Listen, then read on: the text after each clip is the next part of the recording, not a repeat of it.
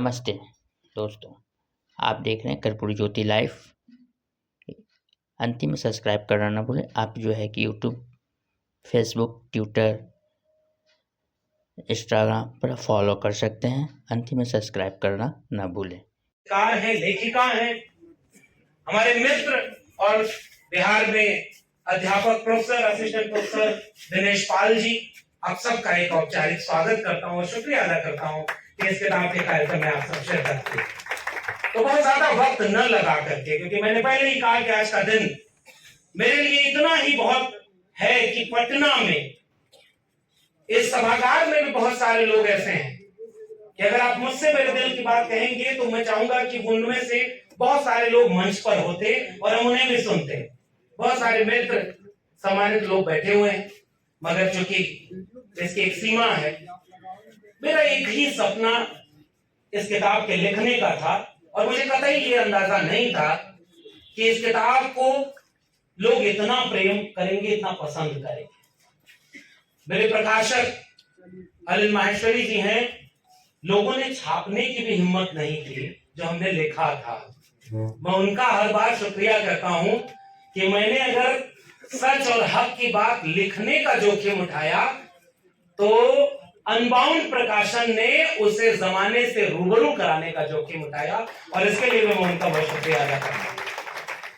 किताब एक डायरी, साहित्य का विद्यार्थी होने के नाते लिखना एक शौक बेशक रहा, लेकिन ये किताब डायरी की शक्ल में आई जो शौक नहीं है, शायद एक मजबूरी।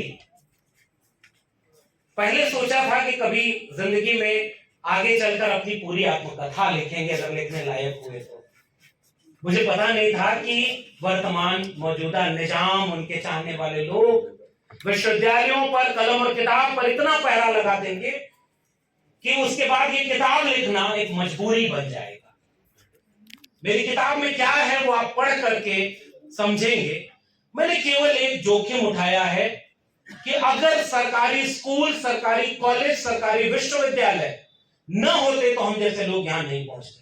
और ये विश्वविद्यालय भी हैं, सरकारी भी हैं, उसके बावजूद हम जैसे पृष्ठभूमि से आने वाले लोग, किसान, कामगार, कमेरा तबके से आने वाले लोग, वंचित, शोषित, हाशिए पर ढकेले गए तबके से आने वाले लोग, पहली पीढ़ी के लोग यहां कतई न पहुंच पाते अगर इस देश में बाबा साहब अंबेडकर का संविधान और मंडल कमीशन लागू न होता। इसलिए हम यहां पर पहुंचे।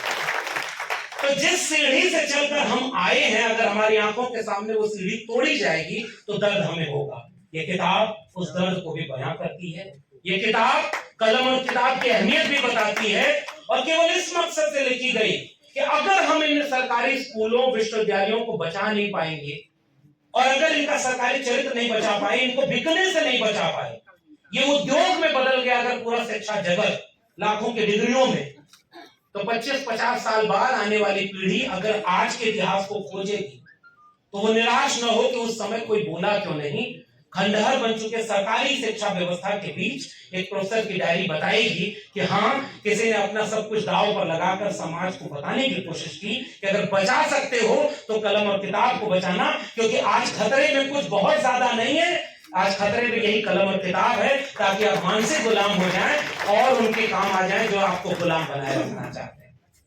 और उन्होंने सोचा था कि सब हाँ में हाँ मिलाओ, और मेरी गलती क्या थी? बस केवल यही कि मेरे लहजे में जी हजूर ना था और कोई और दूसरा कोई कसूर ना था। और वो हाँ में हाँ मिलाने वालों को एक रंग में रंगना चाहते हैं, तो कई तरह के हमले विश्वविद्यालयों पर हो रहे हैं, स्कूलों पर हो रहे हैं, सिलेबस बदला जा रहा है।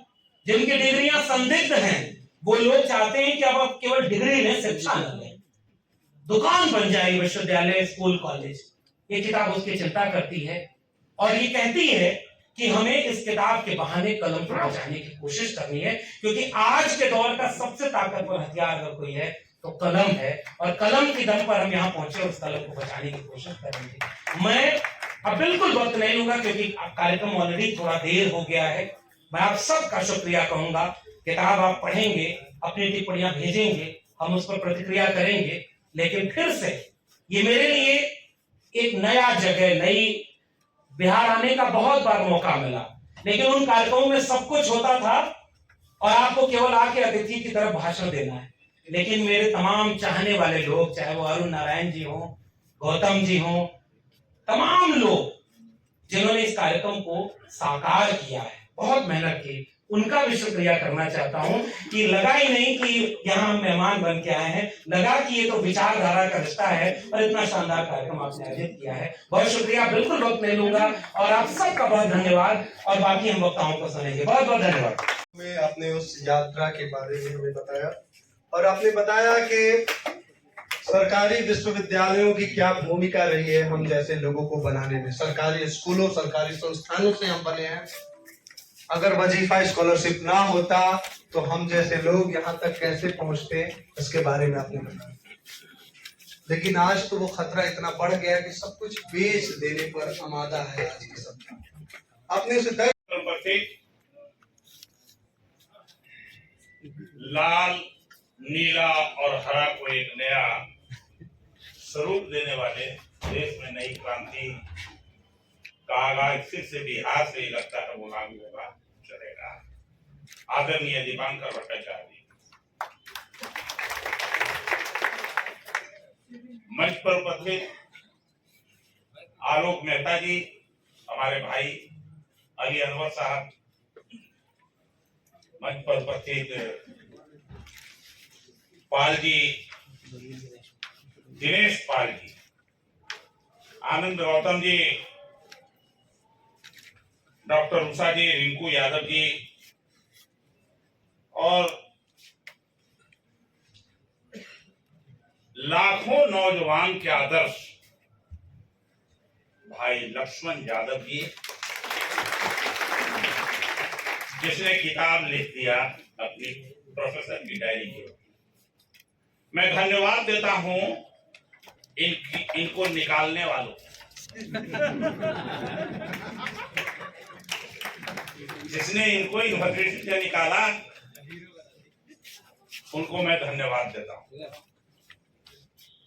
धन्यवाद इसलिए दे रहा हूं कि शायद ये निकाले न जाते तो ये डायरी न लिखते, और फिर इस डायरी में कि अंत में जो इन्होंने लिखा है कि तुमको तो बचाने वाला, नौकरी देने वाला मुलायम सिंह यादव और लालू यादव भैया है, तुमको जरूरत किसकी है, ये भी उन्होंने।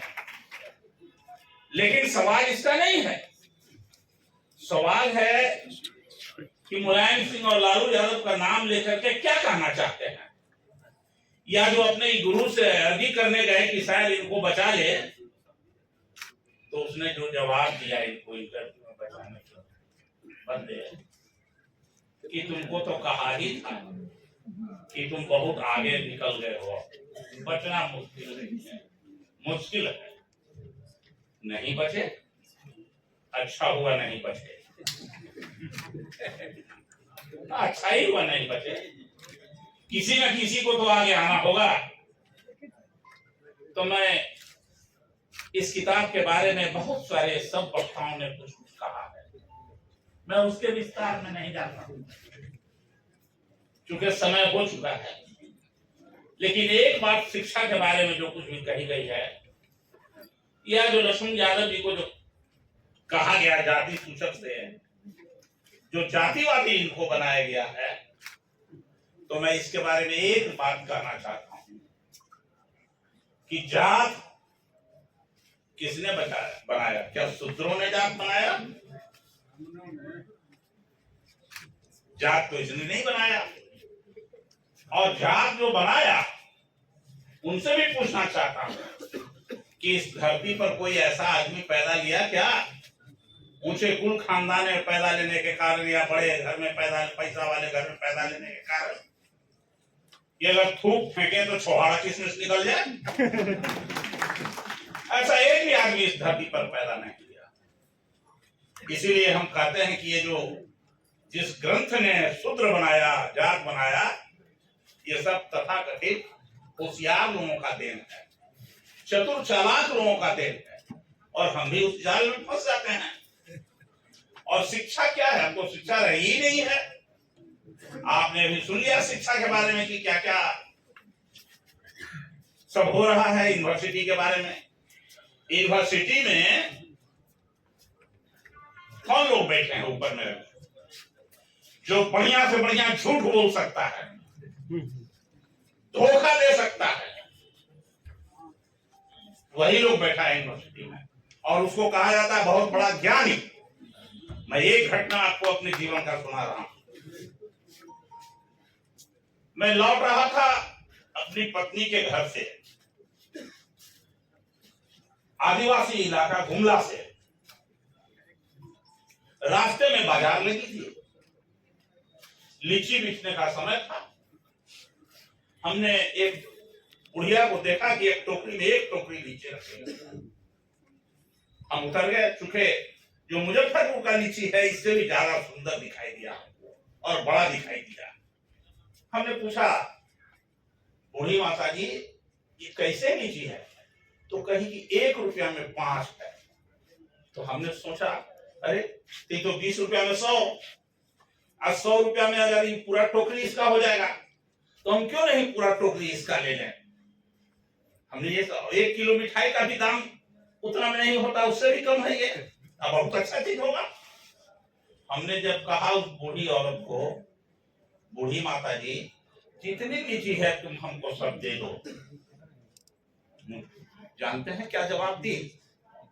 जवाब दिया उसने जिससे मेरा सिर सर से झुक गया।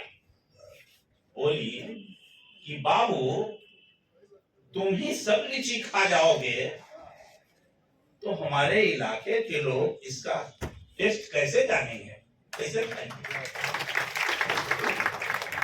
तो मैं सोचने लगा कि ज्ञानी कौन है? यूनिवर्सिटी में बैठा आदमी ज्ञानी है या ज्ञानी वो बुढ़िया जो गांव में बैठी है वो है? ये सोचने पर मजबूर कर देता है। आज वही हाल हमारे शिक्षा का हो गया है। तो हम उसकी बात नहीं करना चाहते जिसने एकलव्य का अंगूठा काट लिया, वो तो सब जगह काट ही रहा है जिसने एकलव्य का अंगूठा काटा, और हम सब लोग उसके शिकार हैं। लेकिन एक ही बात कह सकते हैं कि एकलव्य के अंगूठा काटने वाले के वंशजों को याद रखना चाहिए।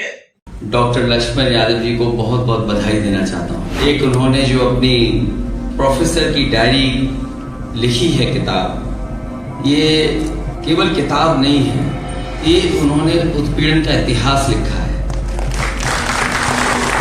और किताब की बातचीत हो जिसका संदेश बहुत दूर तक जाए, उसमें जो लिखा है उसके बहाने जो हम कहना चाहते हैं, और उस भूमिका में आदरणीय अखिलेश यादव जी से बेहतर और कोई विकल्प हमारे पास नहीं था।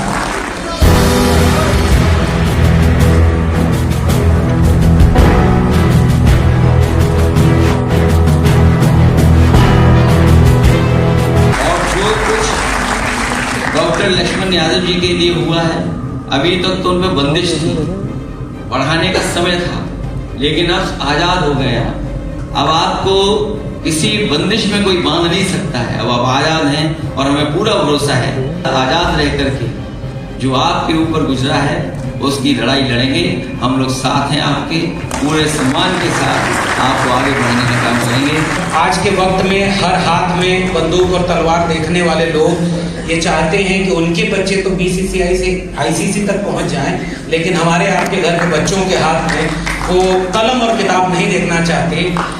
और मैं इस बात को मानता हूँ कि ये किताब केवल हम लोगों ने नहीं खरीदी है, ये किताब जो प्रभुत्ववादी हैं उन्होंने भी छिप करके खरीद करके पढ़ी होगी, और वो सोच रहे होंगे कि उनकी कितनी पोल खोली गई है।